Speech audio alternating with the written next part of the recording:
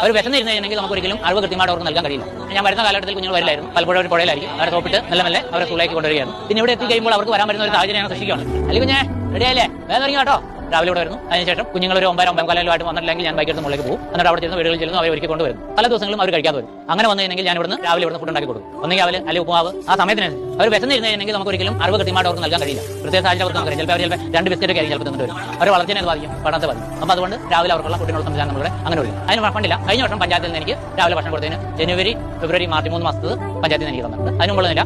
ഈ വർഷം ഞാൻ എൻ്റെ കയ്യിൽ നിന്ന് കൊടുത്തോണ്ടിരിക്കുന്നു. കിട്ടുവാണെങ്കിൽ വാങ്ങും, ഇല്ലെങ്കിൽ നമ്മൾ ഫണ്ട് കിട്ടുമോ നോക്കിയിട്ട് നമ്മൾ ഇതിലേക്ക് നിൽക്കുന്നത്. ഉച്ചക്കഞ്ഞിക്കാണെങ്കിലും കുഞ്ഞുങ്ങൾക്ക് ഒരു മാസം കിട്ടുന്നു, മൊത്തം കുട്ടികൾക്ക് അത് കിട്ടുക 800-850. കഴിഞ്ഞ വർഷം കിട്ടിയത് ആ റേഞ്ചിലൊക്കെ കിട്ടും. എനിക്ക് അതുകൊണ്ട് ഒരു എത്തില്ല. എനിക്ക് പച്ചക്കറി മാത്രം ഒരു ചാറുകറി ഒരു തോരൻ മാത്രം കൊടുത്താൽ പോലും ഒരു 3500 മുകളിൽ എനിക്ക് ചിലവ് വരും. അപ്പോൾ ഞാനത് നോക്കില്ല, കാരണം എങ്ങനെയാണ് കുഞ്ഞുങ്ങളെ പഠിപ്പിച്ചെടുക്കാൻ വേണ്ടിയിട്ട്.